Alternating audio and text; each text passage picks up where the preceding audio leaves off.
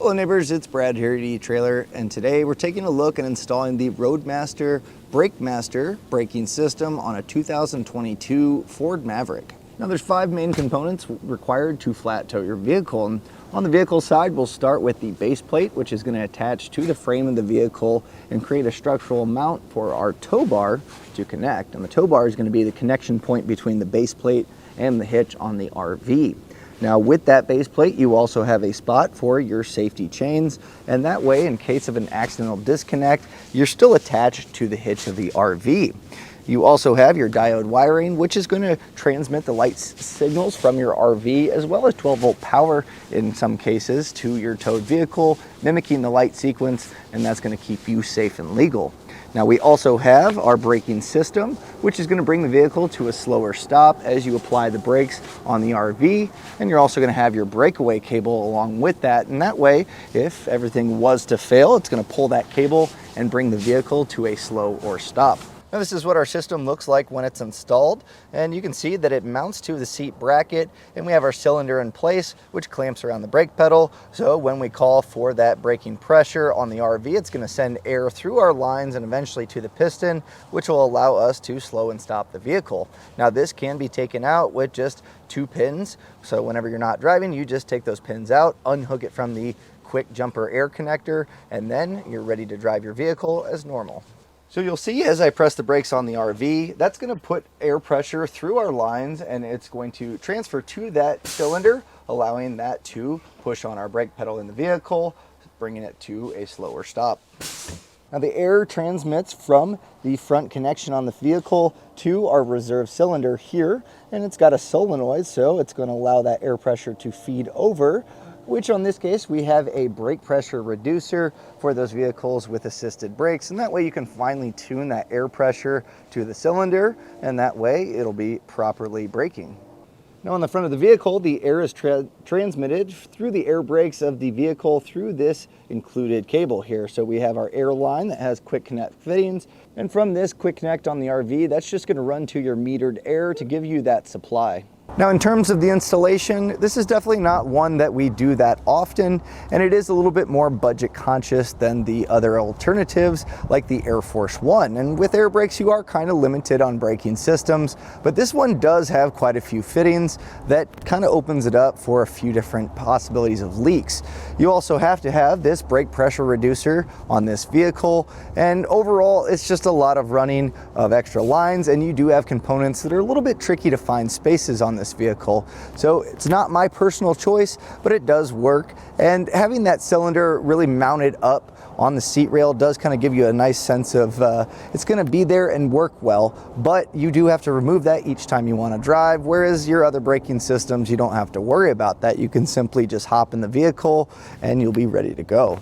If it was up to me, I would probably go with the Air Force One if you do have air brakes on your RV. Now this is a pretty high quality kit. Most Roadmaster parts are good. The instructions are good. It's just a little bit trickier than the Air Force One, and I truly think the Air Force One is just a cleaner system overall and just a little bit easier for installation purposes. One of the first steps we did was install our seat bracket, and this is going to be specific to your vehicle, and that way there's a solid mounting point for our cylinder to bolt up to. Now it does replace the factory hardware, and you're going to want to use our fit guide on etrailer.com to make sure that you're getting the proper seat adapter.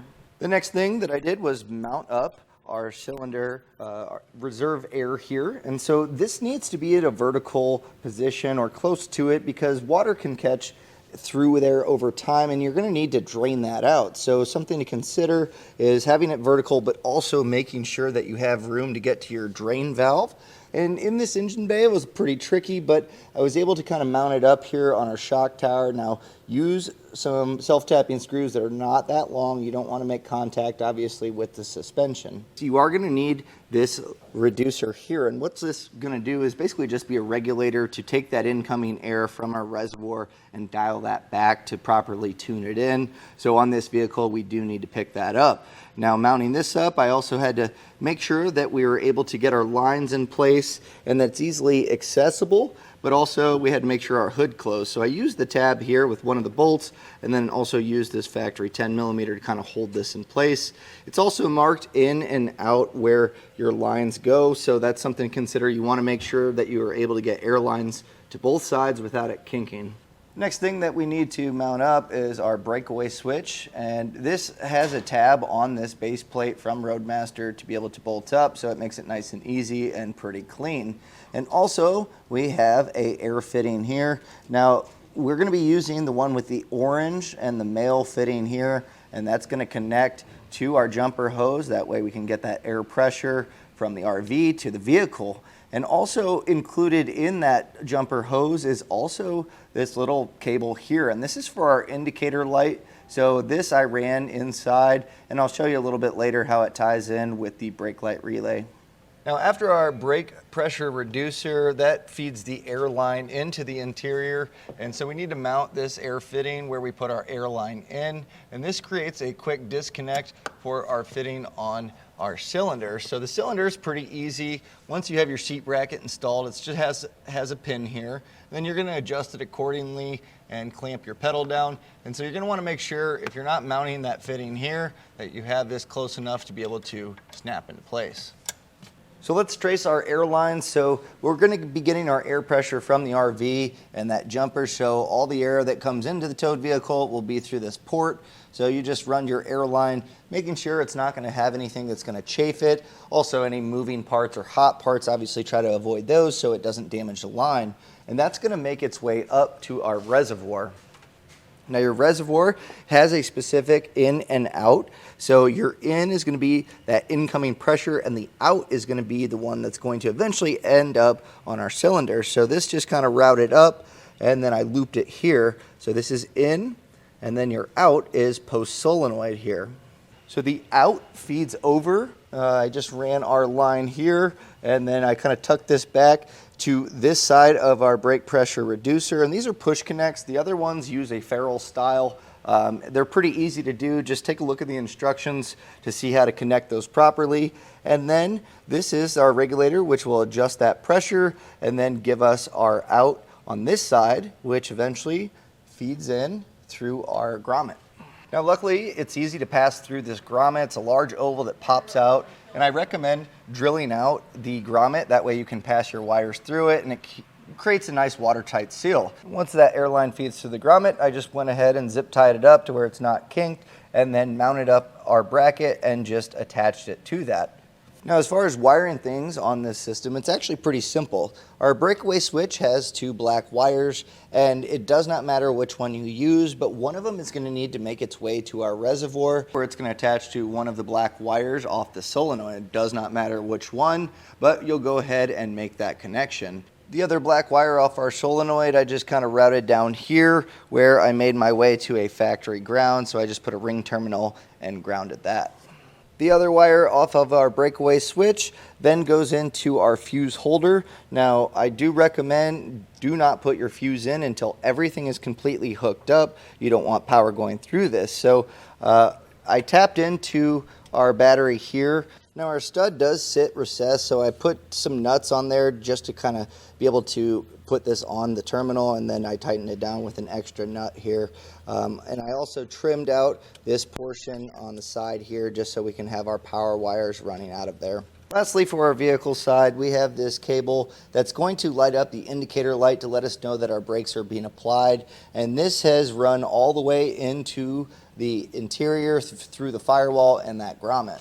Now to do our brake light relay, this essentially just goes into the wiring. It splices in between our brake light wiring. So what you're going to need to do is look for your brake pedal and then look for the sensor that is mounted to it, and that's basically what lights up your taillights when the brakes are being pressed.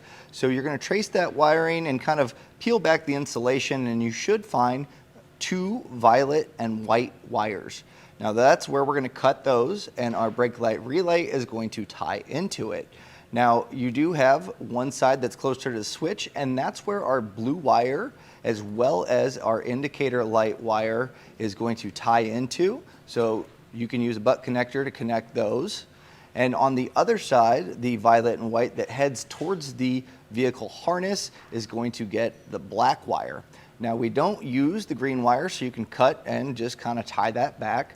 We also have our white wire, which we just grounded. And then our red wire, we're gonna extend it. It comes with the extra wiring, and that's gonna run through our grommet. That way we can tie into our diode wiring.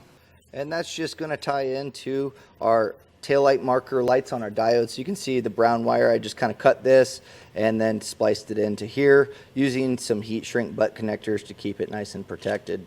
Now on the RV side for the installation, you're going to be mounting up your quick connect, which you're going to be running air line to your metered air, where generally you're going to have a plug. You can take that out, put the fitting in, and that way you can pull air from it, allowing this to transfer to our towed vehicle.